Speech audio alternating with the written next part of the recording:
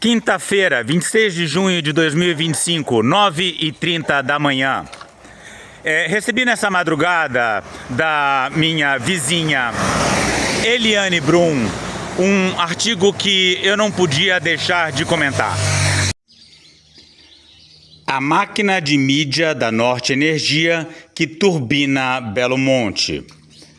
Artigo de Rubens Valente, publicado dia 26 de junho de 2025 na revista Suma Uma. Em setembro de 2024, publiquei neste canal o vídeo intitulado Belo Monte, andando por Altamira com Eliane Brum e Bruno Torturra,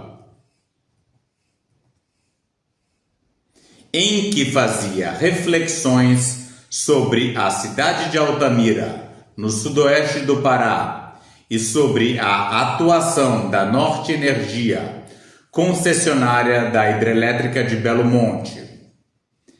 Reconheço que, ao longo da gravação, excedi os limites da razoabilidade na forma como as críticas foram dirigidas à companhia, tirando o debate do campo de discordância ideológica. Ai, que delícia ver esse baixa audiência ter que gravar esse tipo de vídeo aí. E ele tem maneira de tirar tudo de contexto, especialmente quando faz reacts dos meus vídeos. Se ferra aí agora, se lasca. Como é que é? Continua aí seu disclaimer. Partindo para ofensas e inferências que não contribuem para um diálogo maduro e consciente, que resulte em melhorias e em reflexões com resultados produtivos. Pois é o que eu sempre digo sobre ele. É o que eu digo, a justiça tarda, mas não fala.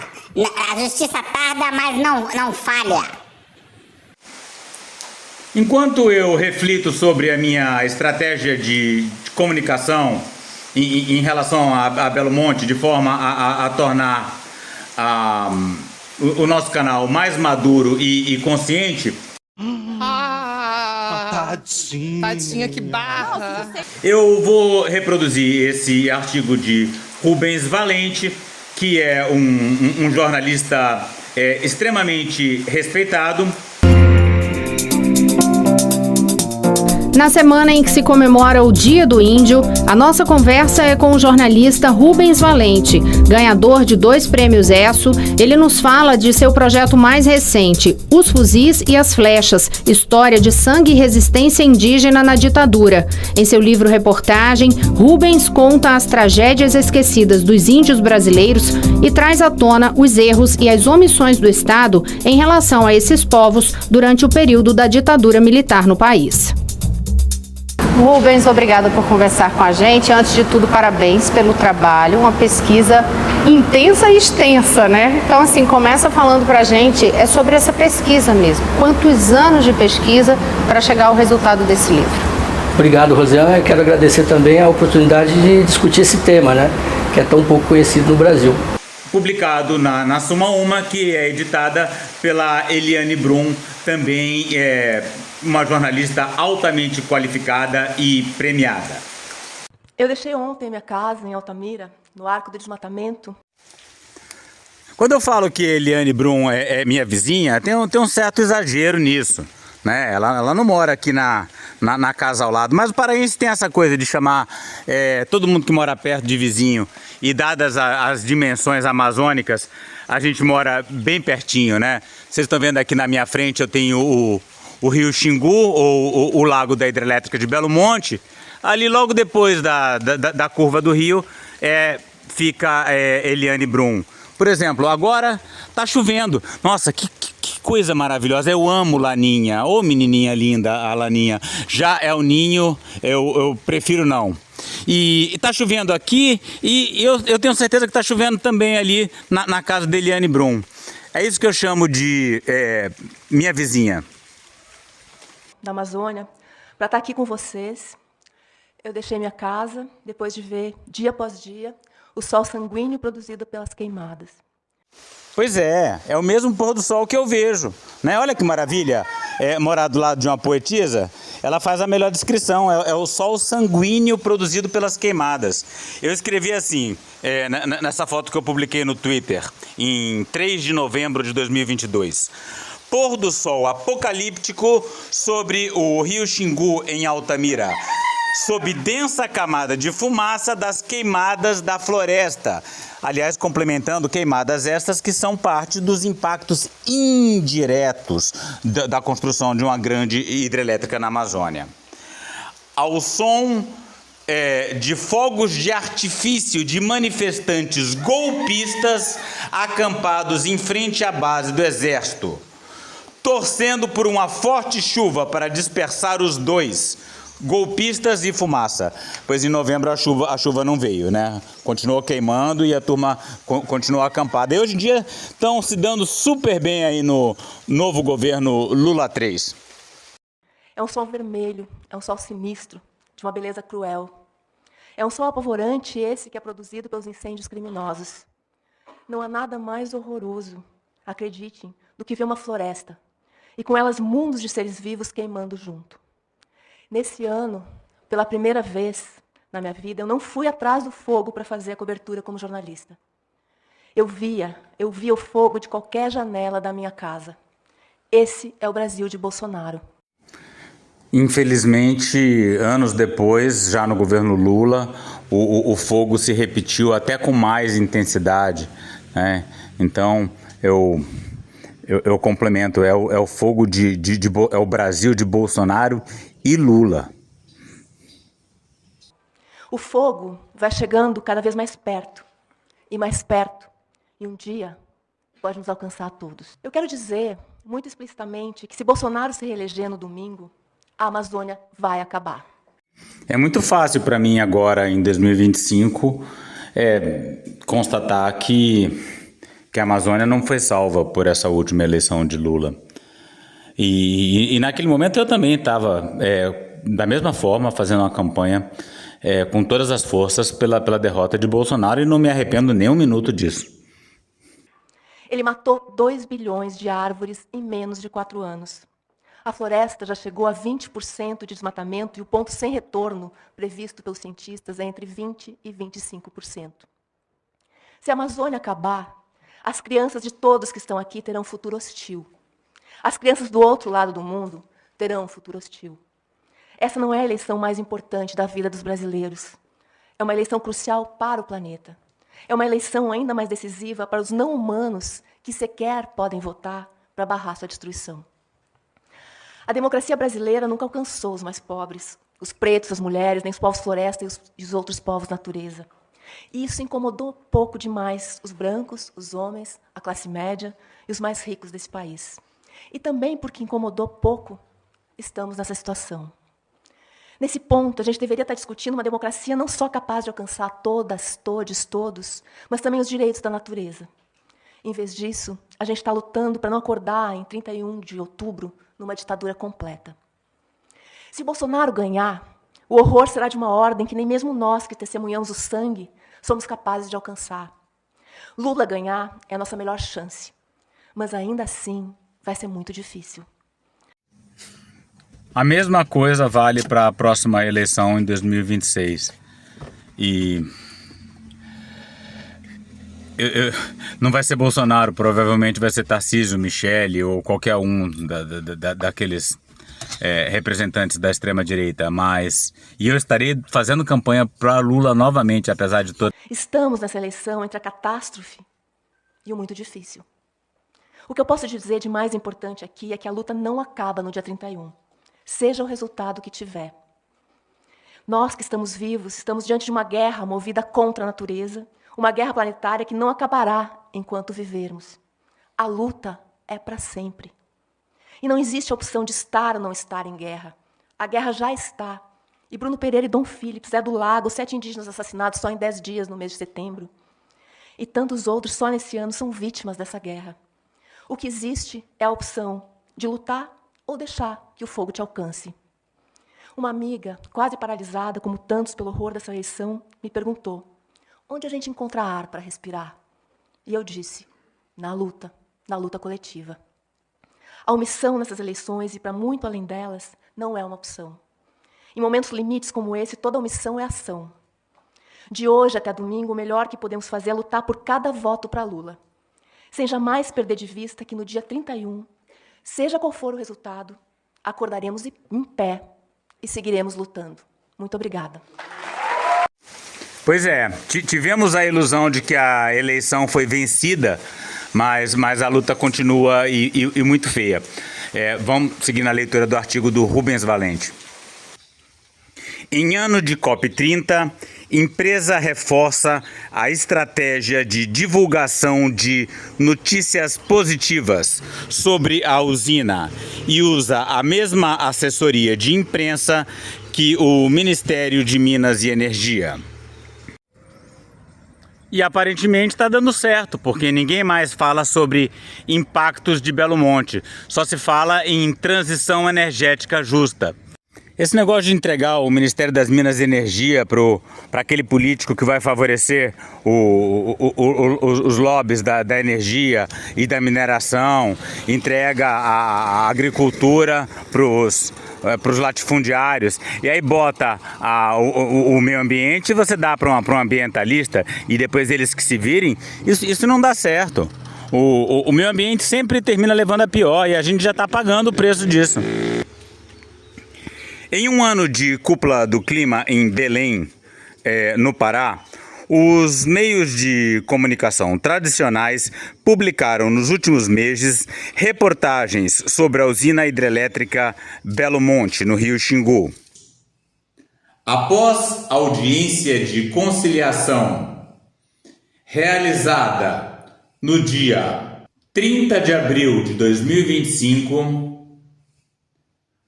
perante o Centro Judicial de Solução de Conflitos e Cidadania, concordei em fazer uma retratação pública sobre a forma como me dirigi à Norte Energia.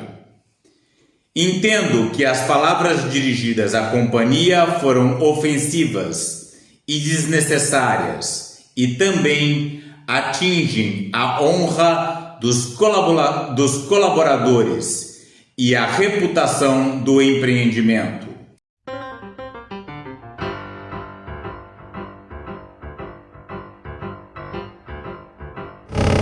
Jorge Pig, advogado aqui.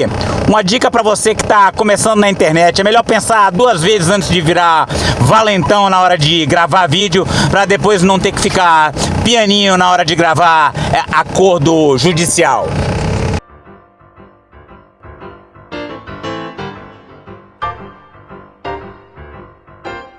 Além do tom geral positivo e de pouco ou nenhum espaço para o contraditório, os textos, quase todos, foram produzidos a partir de viagens à usina a convite, ou seja, bancadas pela Norte Energia, concessionária de Belo Monte.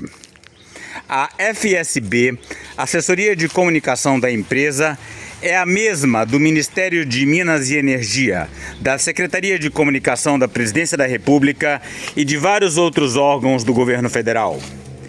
A ofensiva midiática expõe as relações entre empresa privada, governo e imprensa, na mais controversa obra da primeira edição do Programa de Aceleração do Crescimento, PAC. Pois é, eu estou aqui sentado na beira do lago, do rio, né? Que era um rio, né? O rio pelo qual me apaixonei. E por isso que é bom poder contar com a expertise de um jornalista experiente, né? Como Rubens Valente. Se houvesse uma intenção, que eu poderia dizer, seria realmente levar o assunto ao debate público. A Comissão Nacional da Verdade realizou um grande passo nesse sentido, né? No relatório dela, ela prevê, ela cita vários mortos e pede que o Estado brasileiro reconheça e peça desculpas. Então nós passamos todo esse tempo, mais de 3 anos depois do fim da comissão, e até o momento não há esse gesto. A minha intenção com o livro é ampliar o debate. Rubens, você tem esse espírito inquieto de jornalista, né? Isso fica muito claro, assim, esse desejo, ávido por descobrir novos fatos. Já tem algum novo grande projeto a caminho, né? Você tem vários prêmios, são quase 20 prêmios. Quem sabe esse livro aí vem com mais alguma premiação. O que é que a gente espera mais de Rubens Valente, esse espírito inquieto de reportagem? Obrigado aí pela menção, né? Mas eu agradeço, eu completei agora 28 anos de carreira, então natural que a gente acabe ganhando um ou outro reconhecimento, né? 28 anos de carreira, é natural que a gente ganhe um ou outro reconhecimento. É de uma humildade muito elegante. Ao longo do tempo. Mas o verdadeiro prêmio que eu queria obter com esse livro era realmente uma discussão aprofundada e o reconhecimento do Estado e o pedido de desculpa aos indígenas, né? Rubens está falando do seu livro sobre a relação do Estado com os povos indígenas. Nada específico em relação a Belo Monte, evidentemente. Vejo que o Baixa Audiência tá aprendendo alguma coisa. Como diz o velho ditado, quem tem cu tem medo.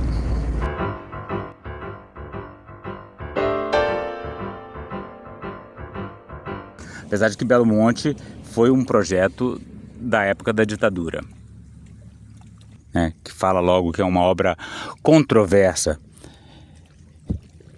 Eu, se for falar do fundo do meu peito... Melhor não, né, professor Rodolfo? Pois é melhor que você fale com o professor explicando os impactos ecológicos e da construção de grandes hidrelétricas da Amazônia. Não precisa ficar nervoso, falar palavrão, xingar, fazer metáforas complicadas. Isso aí você deixa para as outras pessoas. Você é um professor, explica direito e tudo bem, vai dar tudo certo. Cuja primeira turbina foi inaugurada por Dilma Rousseff e a última por Jair Bolsonaro, num raro consenso centro-esquerda e extrema-direita. Pois é, Rubens, agora eu que vou discordar de você. Não é tão raro não esse consenso. Esse consenso centro-esquerda, extrema-direita está rolando aqui na Amazônia, em toda parte. É o silêncio sobre a Ferrogrão, é a BR-319. A única diferença é que a centro-esquerda quer fazer a BR-319 com licenciamento e a extrema-direita quer fazer de qualquer jeito. Mas que a estrada é desejada pelos dois é um consenso, né? Até a própria questão do desmonte da legislação ambiental, né? A revista Suma Uma, onde você publicou esse artigo que eu estou lendo aqui agora, mostrou muito bem como que o governo federal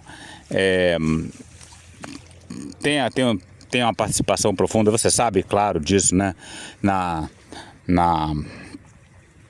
No desmonte da legislação ambiental. Então, os consensos são mais comuns do que a gente gostaria.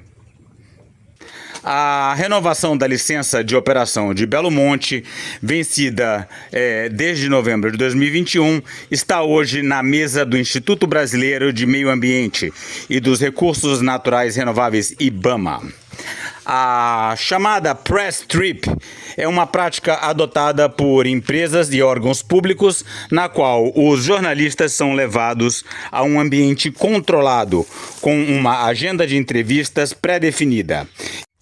Não tem aquele ditado? Quem paga a banda escolhe a música? E abastecidos com dados favoráveis à narrativa do anfitrião. Também tem acesso privilegiado aos ocupantes dos cargos mais altos da empresa ou órgão público. Em abril de 2025, uma visita a Belo Monte promovida pela Norte Energia reuniu em Altamira representantes de 12 veículos. Entre eles Folha de São Paulo e o Valor Econômico. A Folha de São Paulo é tão comprometida com essa coisa da construção das hidrelétricas na Amazônia que em todos os números, já faz parte do layout fixo do jornal, você tem escrito ali todo santo dia, um jornal em defesa da energia limpa. Né? E a maior parte das pessoas acha que a energia das hidrelétricas é energia limpa. Eu não vou explicar em detalhes por que não é energia limpa. Ela não é limpa em vários sentidos, né?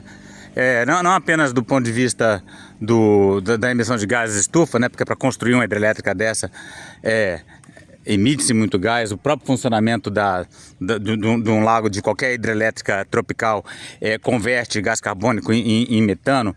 E o metano, nunca é demais lembrar, é um potentíssimo, muito mais potente do ponto de vista da piora do aquecimento global, é um gás muito mais potente do que o gás carbônico. E outros aspectos sociais que eu prefiro não entrar em detalhes agora. Procure saber! Respectivamente, um dos maiores jornais do Brasil e o veículo de economia mais influente. O jornal Valor Econômico. Eu não me esqueço desse artigo publicado no Valor Econômico pelo Carlos Lessa, Belo Monte e o Diabo, publicado no dia 31 de maio de 2010, antes da construção da barragem. E no artigo ele falava que nós, os ambientalistas que nos opusemos à obra, nós tínhamos paixão pela paz de cemitério e não pelo desenvolvimento econômico e social. Depois de feita a obra, os olhos se voltaram para outros lugares do Brasil e não para Altamira, mas aquele rio vibrante, maravilhoso que a gente tinha, que todo mundo passeava de barco e tinha turista, e íamos para as praias no final de semana, foi substituído por um lago que esse sim é a verdadeira paz de cemitério no Xingu. O resultado foi imediato, com publicações em diversos veículos nacionais e da mídia especializada. As viagens continuaram nos meses seguintes, incluindo jornalistas do Pará, estado que abriga a hidrelétrica. Nesse tipo de viagem, um efeito desejado é impressionar os jornalistas pelo tamanho do empreendimento. Isso é uma bobagem, né? É um paredão gigantesco, mas o tamanho mesmo que interessa é o tamanho do Xinguzão maravilhoso, das 100 quilômetros de cachoeiras e corredeiras da Volta Grande do Rio Xingu, que a construção de Belo Monte danificou de forma irreparável. Convidado pela Norte Energia para conhecer a usina em 28 de maio, por exemplo, Márcio Lins, editor e apresentador do jornal Bom Dia Pará, da TV Liberal, afiliada da Rede Globo. Legal, a gente fica por aqui com imagens lá da BR-316, muita gente aproveitando aí para curtir o último final de semana de julho. Então aproveite, viaje com tranquilidade, com paz e que você retorne com tranquilidade. Ficamos por aqui, obrigado pela sua companhia. Não perca agora as notícias do Globo Esporte. Entrou ao vivo em 30 de maio para contar como foi a viagem. Impressiona a grandiosidade de uma obra dessa no meio da Amazônia. Belo Monte é importante, é vital para o país, defendeu o jornalista na TV. Ciente de que a Norte Energia reconhece o direito à liberdade de expressão e não pretende praticar censura prévia de conteúdos que possam vir a ser publicados nesse canal, me comprometo a manter as críticas que porventura vierem a ser feitas no nível da civilidade e razoabilidade. Que bom que a gente não só tem o Márcio Lins, tem também o Rubens Valente.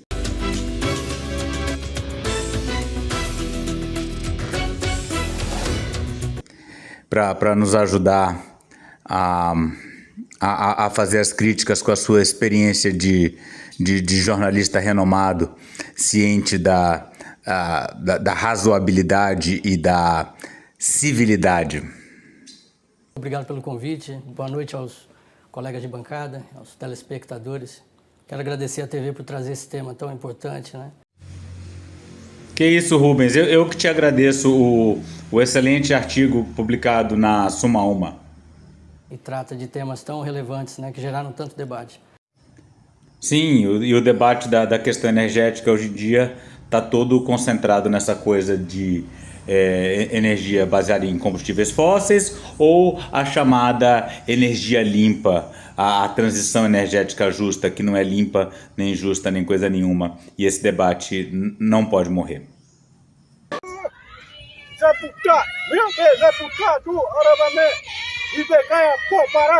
Para saber mais e participar dessa luta radical pelos povos indígenas, a floresta tropical e a biodiversidade de modo geral, inscreva-se no canal, deixe seu like e comentário. Ah, que tadinha, viado.